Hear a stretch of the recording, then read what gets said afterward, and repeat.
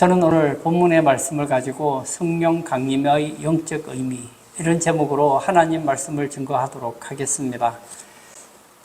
오늘 우리는 요한복음 14장 16절에서 18절의 말씀을 통해서 성령님에 대한 놀라운 영적 의미를 나누어 보고자 합니다. 오늘 본문을 보면 예수님께서는 16절에 내가 아버지께 구하겠으니 그가 또 다른 보혜사를 너희에게 주시겠다 말씀하셨습니다. 여기서 내가 누구일까요? 바로 우리 구주 예수 그리스도이십니다. 아버지는 성부 하나님을 의미하며 보혜사는 성령 하나님을 가리킵니다. 이는 우리가 믿는 하나님이 성부, 성자, 성령의 삼위일체 하나님이심을 분명하게 보여주는 대목입니다. 삼위일체라는 말은 위격은 셋이지만 본질은 하나라는 뜻입니다. 세 분은 동등한 권능과 영광을 지니신 하나님이시며 다만 우리를 구원하시기 위해 감당하시는 사역이 다르다는 것이죠. 여기서 위격에 대한 위라는 단어는 라틴어 페르소나라는 고대 희극 배우들의 연기할 때 쓰던 탈에서 유래되었습니다. 한 배우가 여러 가지 역할을 수행하듯이 하나님 우리에게 다양한 역할로 다가오신다는 것이죠. 어떤 분들은 하나님만 위대하다고 말하는 유니테리안주의에 빠지기도 하고 자유주의자들처럼 예수님을 그냥 훌륭한 인간으로만 보는 경우도 있습니다. 그리고 성령님을 인격이 없는 단순한 힘이나 능력으로 치부하기도 합니다. 그러나 성령님은 엄연히 인격을 가지신 하나님이십니다. 성령님이 우리를 인도하신다는 것은 하나님께서 직접 우리의 삶을 이끌고 계신다는 확신입니다. 저는 오늘 본문을 통해서 우리에게 오셔서 능력을 주시는 하나님의 은혜를 깊이 경험하시기를 소망합니다. 성령님은 어떤 추상적인 에너지가 아닙니다. 우리의 아픔에 공감하시고 기도를 들으시는 인격적인 분임을 우리는 믿어야 합니다. 고대 그리스 연극을 한번 상상해 볼까요? 배우가 이제 가면을 쓰고 있습니다. 그 가면은 슬픈 가면이에요. 그러면 이 사람이 지금 슬픈 연기를 하겠죠. 이 사람은 지금 비극의 주인공이 되었어요. 그래서 조금 있다가 또 가면을 바꿨습니다. 즐거운 표정의 가면을 쓰고 희극의 인물이 되어서 나타납니다. 가면 뒤에 있는 사람은 동일하죠. 그렇지만 가면을 통해서 다양한 역할을 보여주잖아요. 하나님은 셋이면서 하나입니다. 이 삼위일체라는 것은 사실은 인간의 언어로 표현하기는 어렵습니다. 그렇지만 하나님께서는 우리에게 다양한 얼굴로 나타나신다는 거예요. 구약에 보면 성부 하나님은 창조주 아버지로, 그리고 성자 예수님은 우리 죄를 대속하시는 구원자로, 그리고 성령님은 우리를 세밀하게 돕는 위로자로 다가오십니다. 그러나 그 본질은 변함없는 사랑의 하나님이시라는 거예요. 우리가 기도할 때 예수 이름으로 구합니다. 성부 하나님께 아뢰입니다. 성령님의 도움을 받아서 우리는 기도를 합니다. 그러므로 우리는 기도할 때도 그렇고 신앙생활에 있어서도 이 삼위일체 신앙을 가지고 있다는 거예요. 여러분은 이 성령님에 대해서 어떤 생각을 가지십니까? 혹시 단순한 힘이나 에너지로 생각하십니까? 아니면 인격을 가지신 하나님으로 대우하십니까? 그리고 성령님이 정말 인격이시라면 여러분들은 그 성령 하나님의 직접적인 돌보심을 얼마나 경험하고 계십니까? 오늘 요한복음 14장 16절 하반절을 보면 영원토록 너희와 함께 있게 하리니 라고 약속하십니다. 당시 제자들은 예수님의 그 십자가 죽음을 앞두고 깊은 두려움에 빠져 있었습니다. 제자들은 3년 동안 모든 것을 예수님께 의지했습니다. 그리고 예수님이 언젠가 예루살렘에서 권력을 잡으면 정말 좋은 일이 일어날 거라고 기대를 했습니다. 그런데 예수님께서 세상을 떠나신다는 거예요. 그가 의지했던 스승이었던 예수님께서 세상을 떠난다는 거예요. 이 소식을 듣고 제자들은 큰 충격에 빠집니다. 예수님께서는 근심하는 제자들을 향해서 이렇게 말씀하십니다. 마음에 근심하지 말고 두려워하지도 말라. 이렇게 다독거리시면서 보혜사를 보내주시겠다고 하셨습니다. 여기서 보혜사라는 단어는 헬라어로 파라클레토스입니다. 이 곁에라는 파라와 부름받은 자라는 의미의 클레토스가 합쳐진 단어입니다. 성령님은 우리를 돕기 위해서 언제나 곁에서 대기하며 함께 하시는 분이라는 뜻입니다. 성령님을 좀 요즘 용어를 좀 표현하자면 변호사라고 할 수 있습니다. 저는 아직 변호사를 만나본 적도 별로 없고 드라마에서는 봤지만 실제 제가 재판을 해본 적이 없기 때문에 변호사의 도움을 받아본 적은 없습니다. 근데 여러분이 만약에 억울하게 범죄자가 되었다고 한번 생각해 보세요. 여러분은 분명히 잘못하지 않았어요. 그런데 누군가의 모함에 의해서 여러분들이 잘못하면 감옥에 가거나 수천만 원, 수억의 벌금형을 내어야 되는 위기에 처했다고 한번 생각해 보세요. 근데 나는 그 문제를 해결할 능력이 없어요. 걱정하지 마십시오. 제가 이 법의 판례를 보니까 이런 경우에는 거의 무죄됩니다. 마음 편안하게 가지십시오. 위로를 하면 얼마나 힘이 되겠습니까? 요한복음 14장 18절에 예수님께서 이렇게 말씀하십니다. 내가 너희를 고아와 같이 버려두지 아니하고 너희에게로 오리라. 예수님이 떠나버리면 제자들은 고아와 같은 처지가 되는 거 아닙니까? 그런데 내가 다시 너희에게 오겠다는 거예요. 어떻게 오겠다는 겁니까? 성령 하나님으로 오겠다는 것이죠. 공생의 사역을 한번 생각해 보세요. 예수님은 늘 제자들과 함께 있었습니다. 제자들이 풍랑 속에서 고통을 당할 때, 그리고 들판에서 굶주릴 때 예수님은 직접 오셔서 문제를 해결해 주셨습니다. 그 예수님이 떠나가신다고 하니까 얼마나 두렵겠습니까? 예수님의 제자들뿐만 아니에요. 예수님을 따라다니던 사람들도 마찬가지입니다. 그 중에는 병든 사람도 있고 귀신 들린 사람도 있고 다양한 어려움을 가진 사람들이 있잖아요. 그리고 예수님을 통해서 하나님에 대해서 더 알고 싶어하는 분들도 있었을 겁니다. 근데 예수님이 떠나버리면 이제 더 이상 도움을 받을 수 없지 않습니까? 그런데 이제 영으로 오신 성령님께서 우리의 삶의 모든 현장에 동행하며 위로와 회복을 주시겠다는 거예요. 세상의 위로는 일시적이지만 성령님은 함께 하십니다. 성령님은 우리를 돕기 위해서 언제나 곁에서 대기하며 부름받은 전문가와 같습니다. 킹 제임스 성경에서는 이 단어를 위로자, comfort라는 단어로 번역을 했습니다. 이것은 단순히 감정적인 다독임이 아니라 우리를 강하게 만드는 힘을 의미합니다. 세상의 위로는 유통기한이 있습니다. 그러나 성령님이 함께 하시면 영구적이라는 거예요. 예를 들어서 고속도로를 우리가 달리고 있다고 한번 생각해 보세요. 뭐 그런 일이 생기면 안 되지만 사고가 났어요. 뭐 예를 들어 자동차 타이어가 펑크가 나거나 엔진이 멈췄다고 한번 생각해 보세요. 저도 예전에 운전할 때 한참 운전하다가 차가 퍼져버린 거예요. 제가 어떻게 합니까? 그래서 가입한 보험사에 연락을 했더니 긴급 출동 서비스에서 요원이 달려왔습니다. 그리고 이제 차를 봤더니 다른 문제는 아니었어요. 배터리가 떨어진 것이었어요. 배터리가 떨어지면 차가 안 가더라고요. 그래서 거기서 이제 배터리를 충전해 주더라고요. 그래서 아무 일 없었다는 듯이 돌아왔습니다. 근데 만약에 제가 지금 도로 한복판에서 지금 문제가 생겼어요. 친구한테 전화하는 거예요. 친구야, 내가 지금 차가 퍼졌어. 뭐 어떡하라는 말입니까? 친구는 지금 회사에서 일하고 있는데. 동생아, 누나, 물론 연락하면 좋겠지요. 다 지금 바쁘잖아요. 그렇지만 이 보험사는 그 일을 위해서 맡았기 때문에 우리가 연락만 하면 긴급 출동 서비스가 된다는 거예요. 이분이 누구죠? 바로 성령 하나님이라는 거예요. 우리는 인생을 살아가면서 이런 위기를 만납니다. 때때로는 실패를 만나기도 하고 질병을 만나기도 하고 배신을 당하기도 하고 아픔이 찾아옵니다. 이것은 평범한 서민뿐만 아닙니다. 왕이나 대통령에게도 예외가 없습니다. 믿음이 있는 사람이라고 해서 고난을 피해갈 수 있는 것은 아닙니다. 그러나 믿는 사람과 믿지 않는 사람의 차이가 있습니다. 우리에게는 곁에서도 없는 보혜사가 계신다는 거예요. 성령님이 임하시면 좌절은 소망으로 변하고 새로운 용기가 솟아나고 내일에 대한 소망을 가질 수 있다는 거예요. 세상을 한번 둘러보십시오. 저는 세상이 참 많이 발전했다는 걸 느낍니다. 제가 어릴 때 살았던 것과 비교해보면 지금 우리 동네를 보면 너무너무 달랐어요. 제가 어릴 때는 아파트도 없었어요.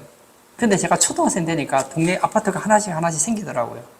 그리고 제 동네에는 제가 어릴 때는 없는 게 많았어요. 근데 요즘 보십시오. 문화시설이 얼마나 좋은 게 많습니까? 제가 목사가 되어서 한번 제가 옛날에 어릴 때 살았던 동네를 신방을 가게 됐는데요. 몰라볼 뻔했어요. 너무 많이 변한 거예요. 제가 제 머릿속에 생각하는 제가 어릴 때 살던 동네는 그런 동네가 아니었는데 완전히 달라진 것 같아요. 그렇다고 해서 문제가 없습니까? TV 보십시오. 얼마나 연예인들이 행복해 보입니까? TV에 나오는 사람들 보십시오. 그리고 꾸미고 다니는 거 보십시오. 얼마나 문제 없어 보이지 않습니까? 얼마나 행복해 보입니까? 그런데 그 내면을 들여다보면 남들에게 말할 수 없는 아픔이 있어요. 겉으로는 웃고 있지만 남에게 말 못하는 그 고통이 있단 말이에요. 그때 우리와 함께 계시는 성령님은 우리의 보혜사가 되신다는 거예요. 우리를 위로해 주신다는 거예요. 토닥토닥 마치 변호사처럼 우리가 어찌할 바를 알지 못할 때 우리에게 새 힘을 준다는 거예요. 요즘은 그런 일이 별로 없는데요. 예전에는 갑작스러운 정전이 발생할 때가 있었습니다.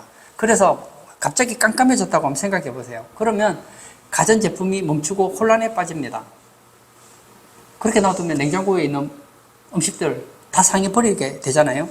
그런데 병원처럼 중요한 시설에는 무정전 전원 공급 장치 UPS가 있습니다. 전기가 끊기는 순간 즉시 예비 배터리가 작동하여서 생명 유지 장치를 돌리는 것이라는 것이죠. 성령님은 누굽니까? 우리 영혼의 UPS와 같다는 거예요. 세상의 희망이 끊어지고 인생이 깜깜해지고 이제 앞에 보이지 않을 때 우리 안에 계신 성령님은 예비 전력이 되어서 멈추지 않고 계속 생명력을 유지하며 나아갈 수 있도록 도와준다는 거예요. 인도의 성자로 불렸던 이 선다싱 이야기를 아실 것입니다. 그는 부형 가정에서 살았습니다. 어머니를 여의고 극심한 비탄에 빠져 성경을 불태우고 기독교를 박해하는 사람이었습니다. 너무 괴로워서 자살을 결심합니다. 그러던 중에 그는 환상 중에 예수님을 만나고 온몸에 불덩이같이 되는 성령의 충만함을 경험했습니다. 달라진 건 아무것도 없어요. 그는 불안했고 자살 충동을 느꼈는데 성령님이 함께 계시면서 그의 보혜사가 되어주시니 불안이 사라졌습니다. 자살 충동이 사라졌습니다.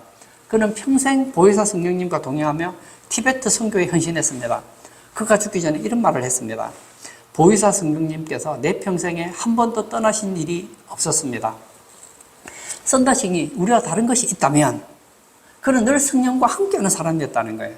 성령이 부어주시는 은혜와 위로가 있었기 때문에 어떤 위기 가운데서도 이겨낼 수 있었다는 거예요. 그뿐만이 아닙니다. 성령님은 우리에게 진리의 영이 되신다는 거예요.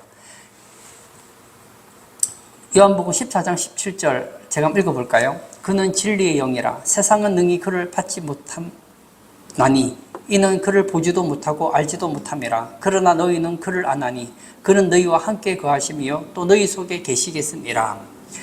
성령님을 가리켜 뭐라고 합니까? 진리의 영이라고 합니다. 우리가 살아가는 현대사회의 특징이 무엇입니까? 정부의 홍수 시대를 살아갑니다. 수많은 데이터가 있습니다. 무엇이 참이고 무엇이 거짓인지 분별하기가 결코 쉽지 않습니다. 요즘에는 또 AI 시대 아닙니까? 저도 무슨 지식이 필요할 때 AI 도움을 받기도 합니다. 그런데요, 제가 AI를 쓰면서 배운 게 하나 있어요. AI 말을 믿으면 안 되겠더라고요. AI 보면 문구가 있잖아요. AI는 언제든지 실수할 수 있습니다. 제가 질문을 하다 보면 가끔씩 말 안 되는 소리를 할 때가 있거든요. 그래서 내가 막 지적을 하면 죄송합니다. 좋은 지적 감사합니다. 뭐 이러면서 또 말을 해줘요. 그래서 들어보면 진짜 사실인 것 같은데 나중에 보면 아닌 경우가 얼마나 많은지 몰라요.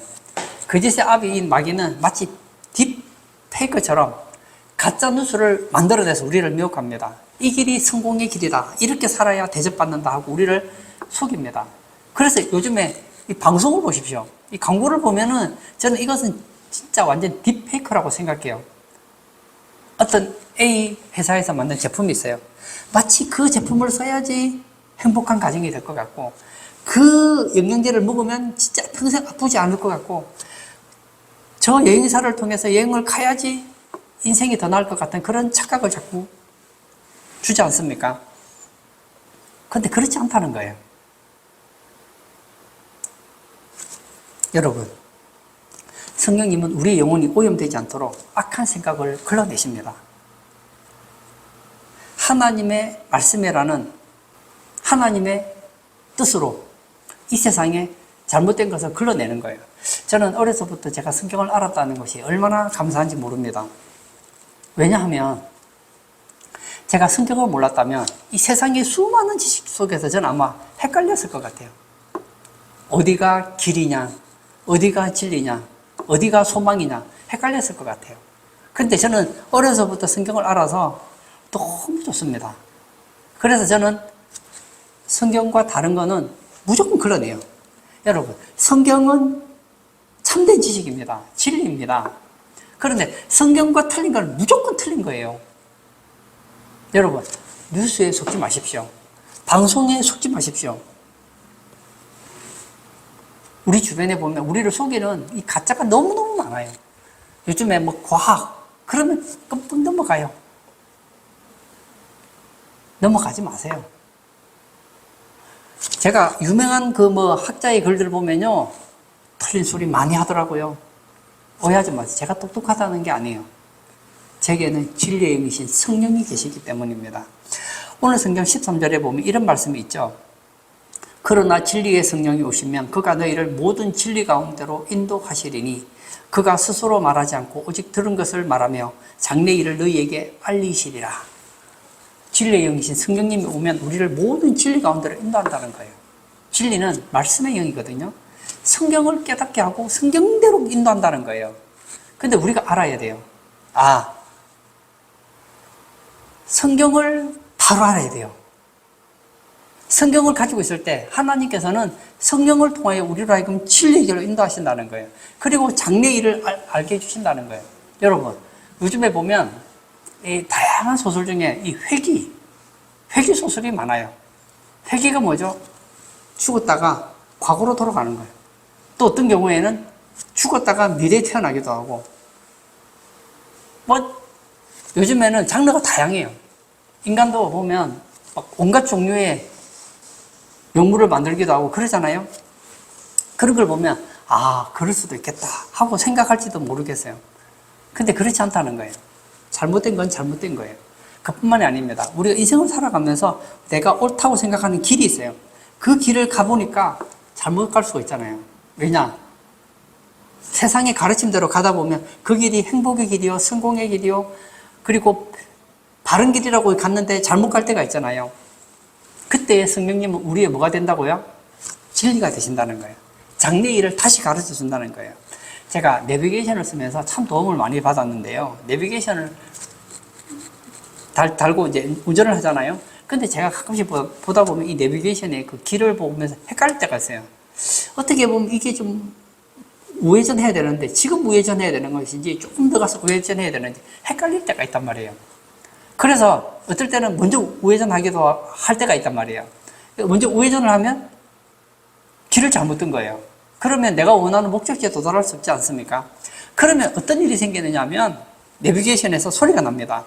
경로 탐색을 바로 시작합니다. 어떻게 가르쳐 주죠? 이 길은 너가 갈 길이 아니다. 돌아오라. 이런 내용을 내비게이션이 가르쳐 주잖아요. 잘못되었습니다. 경로를 재탐색합니다. 우회전하십시오. 좌회전하십시오. 다시 가르쳐 주잖아요. 성령님이 바로 그렇다는 거예요. 우리가 인생을 잘못 살 때 성령님은 우리 안에서 진리를 가르쳐 주시는 거예요. 잘못된 길에서 바른 길을 가도록 도와주신다는 거예요. 그리고 저는 이 내비게이션을 사용하면서 참 도움을 많이 받았는데 내비게이션이 좋은 게 있어요. 제가 실수해서 잘못된 길을 갔어요. 또 어떤 경우에는 그런 경우 있잖아요. 아니야, 내비게이션보다 내 생각이 맞아. 그리고 내비게이션을 무시하고 내가 막 원하는 길로 갈 때가 있어요. 그렇게 실수를 하면은 어떻게 하죠? 경로를 재탐색합니다. 하고 새로운 길을 가르쳐 주잖아요. 근데 저는 내비게이션을 사용하면서 한 번도 이런 얘기를 듣지 못했어요. 야, 이 멍청아. 내가 똑바른 길을 가르쳐 주는데 왜 자꾸 딴 길로 가니? 너 제정신이야? 그런 얘기 하는 걸 들어본 적이 없어요. 잘못된 길을 가면 항상 교정을 해주지 나를 좌절하고 나를 무시하고 내 인격을 무시하는 적이 한 번도 없더라고요. 성령님이 바로 그렇다는 거예요. 우리가 약해서 넘어지고 잘못된 길로 가고 실패할 때 우리 안에서 말씀하시는 거예요. 이 길은 잘못된 길이다. 이 길로 가라. 그리고 경로를 재탐색해 주는 거예요. 성령님은 우리 안에서 우리를 위로해 주십니다. 우리로 바른 길을 가도록 도와주십니다. 얼마나 감사합니까? 세상에 똑똑한 사람들이 많아요. 제가 가끔씩 이 과학 프로를 보면 그 교수들이 나와서 이제 뭐 과학에 대해 얘기하잖아요. 얼마나 똑똑합니까? 저보다 공부도 잘하고 그리고 머리도 좋고 또 말도 잘하더라고요. 근데 제가 들어보면, 저 사람들은 진짜 중요한 진리를 모르는구나. 그런 걸 느낄 때가 있었어요. 독일의 철학자 쇼펜하우어는 인생이란 무엇인가 강의를 했는데 얼마나 명강의를 했든지 대학에서 큰 박수갈채를 받았다는 거예요. 그런데 인생에 대해서 강의를 해가지고 학생들에게 인정을 받았어요. 얼마나 똑똑한 철학자입니까? 그런데 강의가 끝나고 사색의장에서 길을 가다가 어떤 사람과 부딪혔습니다. 이 상대방이 누군데 길도 안 보고 다니느냐 하고 화를 냈습니다. 그랬더니 쇼펜하우어가 이런 얘기를 했습니다. 글쎄요, 나도 내가 누구인지 생각 중입니다. 보세요. 사람들에게는 인생이란 이런 거야 하고 말하고 있는데 정작 자기는 뭐가 인생인지 잘 모르는 거예요. 어디가 길이냐, 어디가 진리냐, 어디가 생명이냐, 모른다는 거예요. 모른다는 거예요. 오해하지 마십시오. 제가 어려서부터 책을 많이 봤잖아요. 물론 저보다 많이 본 분들도 많아요. 그래서 책을 많이 봤어요. 보면은 참 멋진 글들이 많아요. 감동적인 글도 많고, 은혜되는 글도 많고, 읽다 보면 도전되는 글도 많고, 어떻게 이렇게 아름다운 문장을 썼을까? 감동을 받을 때도 있어요. 그런데 보면 상당히 좋은 글인데도 불구하고 그 글들 속에 보면 빠져있는 게 있어요. 뭔지 아세요? 진리가 빠져있어요. 정말 인생을 관통하는 그 진리에 대해서는 모르는 거예요. 코끼리가 한 마리가 있는데 코끼리 등을 만져요. 꼬리도 만지고 발도 만지고 꼬리도 만지고 부분적으로는 말을 하겠죠. 인생이란 뭐냐? 인생이란 벽과 같습니다. 인생이란 꼬리와 같습니다. 인생이란 코와 같습니다. 인생이란 발과 같습니다. 좋아요. 그게 코끼리입니까? 아니잖아요. 인생이 무엇냐고 물으신다면 눈물의 씨앗이라고 말하겠어요. 어쨌다는 겁니까? 그 인생에 대해서 이런 얘기 저런 얘기를 많이 해요. 더군다나 똑똑한 사람들은 말을 잘해요. 말을 잘해. 그런 얘기를 들어보면 진짜 뭐가 있는 것 같아요. 근데 자기도 모르는 거예요. 쇼펜하우어처럼. 오해하지 마십시오. 진리의 영이 여러분과 함께 계시면 여러분은 진리를 알게 됩니다. 헛된 진리에 속지 않는다는 거예요. 마지막으로 성령님은 어떤 분이십니까? 17절 하반절에 보면 너희 속에 계시겠음이라. 성령님 우리와 함께 계십니다. 그리고 우리를 진리의 길로 인도하십니다. 그리고 우리 속에 거주하여서 힘을 주시겠다는 거예요. 속에 계시겠다는 것은 하나님의 일을 할 수 있도록 내면에서 직접적인 에너지와 능력을 공급하시는 상태를 의미합니다. 제자들을 한번 생각해 보십시오. 예수님과 늘 함께 있을 때는 얼마나 당당했습니까? 능력을 가지고 귀신을 쫓아내기도 하고 담대하게 복음을 전하기도 했습니다. 그러나 예수님이 잡혀가셨을 때 그들은 비겁하게 도망을 쳤습니다. 한때는 병자를 고치고 기적을 일으킬 때는 자기들이 대단한 힘이 있는 줄 알았지만 예수님께서 십자가에서 무기력하게 죽으시자 모든 기대를 저버리고 절망에 빠졌습니다. 그러던 그들이 오순절 다락방에서 기도하며 예배할 때 성령님이 임하셨습니다. 성령은 어떻게 받습니까? 예배할 때 받아요. 기도할 때 받아요. 말씀 가운데 역사합니다. 혼자 기도하면 영적으로 약해지기 쉽지만 함께 모여 부르짖을 때 성령의 강력한 불길이 타오릅니다. 사도행전 2장 13절에 보면 이 성령 충만한 제자들을 보고 사람들이 새술에 취했다고 조롱했습니다. 술 취한 사람들의 특징이 무엇입니까? 저는 술을 마시지 않아서 잘 모르겠습니다만 술을 마시면 소극적인 사람이 적극적인 사람이 되고 겁쟁이가 담대해지기도 합니다. 성령 충만도 이렇다는 거예요. 한때는 연약해서 세상 앞에서 부끄러워했던 사람들이 당당하게 복음을 선포하게 만들더라는 거예요. 우리 주변에 보면 참 좋은 가전제품들이 많아요. 근데 그 가전제품에는 특징이 하나 있습니다. 아무리 값비싼 가전제품이라 하더라도 전원 코드가 빠져 있으면 아무 짝에도 쓸모없는 고철덩어리에 불과하다는 거예요. 좋은 기계가 있더라도 전기가 흐를 때 비로소 그 기계는 제 기능을 발휘하고 강력한 힘을 낸다는 거예요.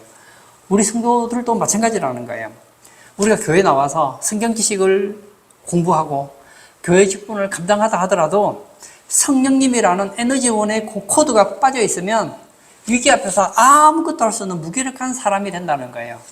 세상이라는 거친 파도 앞에서 무기력하게 넘어지지 않으려면 성령의 전원에 깊이 꽂혀 있어야 된다는 거예요. 제가 사도행전을 보면 느끼는 것이 있어요. 성령 강림 이전과 이후는 완전히 다른 사람이었습니다. 성령 강림 이전에는 그들은 예수님을 따랐습니다. 예수님을 의존했어요. 예수님 때문에 당당했어요. 그러나 예수님이 돌아가시니까 어떻게 됩니까? 비극자가 되잖아요. 예수님의 수제자라고 하는 베드로는 어떻습니까? 여인에게 예수님을 모른다고 저주까지 하지 않았습니까? 그러나 오순절에 성령 강림이 임하자 달라진 건 없어요. 환경도 달라지지 않았고 그들이 뭐 특별히 키가 더 커진 것도 아니고 더 똑똑해진 것도 아니었습니다.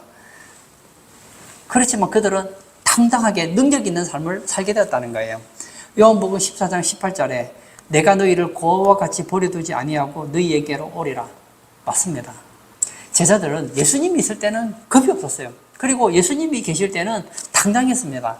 위기가 닥쳐도 그들은 두렵지 않았습니다. 왜죠? 예수님이 계시니까요. 풍랑이는 바다를 건너가는데 위기를 만났어요. 물론 두렵죠. 그러나 그들은 죽을 거라고 생각하지는 않습니다. 왜냐하면 능력이 있으신 예수님이 계시니까 예수님을 깨웁니다. 예수님 저 좀 살려주세요. 우리가 물에 빠져 죽게 생겼습니다. 우리 좀 구해주세요. 하면 예수님이 풍랑을 잔잔해 주실 거 아닙니까? 마찬가지입니다. 베드로도 그렇지 않습니까?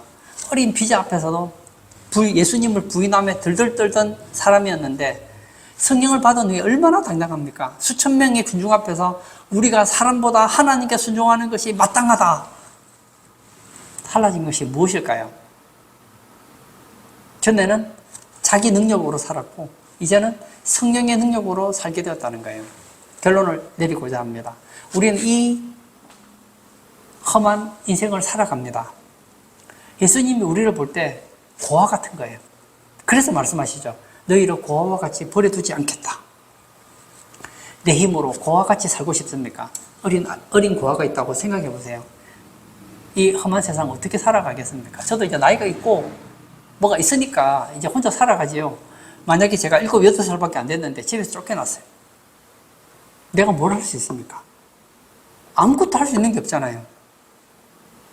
이 험한 세상, 우리는 고아와 같이 세상에 버려진 존재와 같습니다. 그러나 그렇지 않다는 거예요.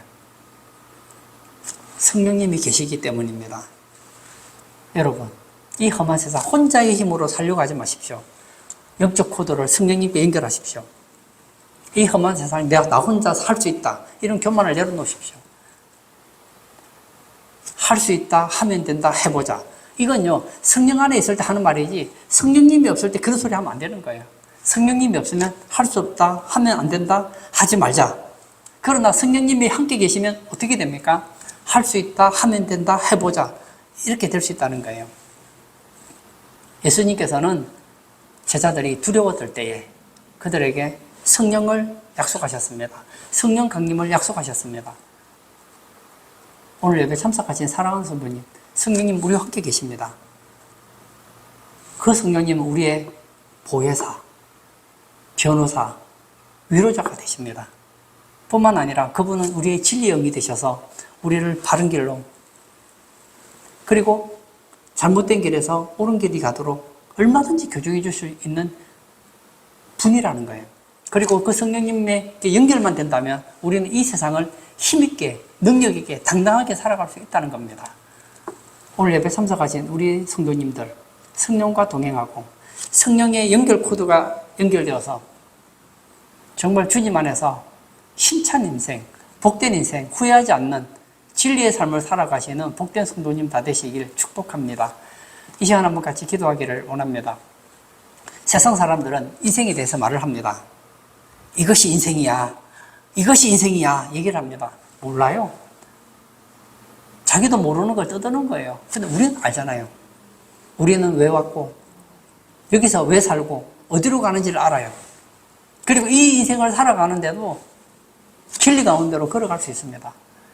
인생을 살다 보면 힘들어서 낙심되기도 합니다. 그때 성령님은 위로해 주시고, 우리로 하여금 바른 길을 가게 해주시고, 능력 있는 삶을 살게 해주신다는 거예요. 이 시간 기도할 때 성령과 동행함으로 인하여서 이 험한 세상 이겨내고 바른 길을 살아가고 능력 있는 그런 복된 인생 살게 해달라고 우리 다 같이 기도하도록 하겠습니다.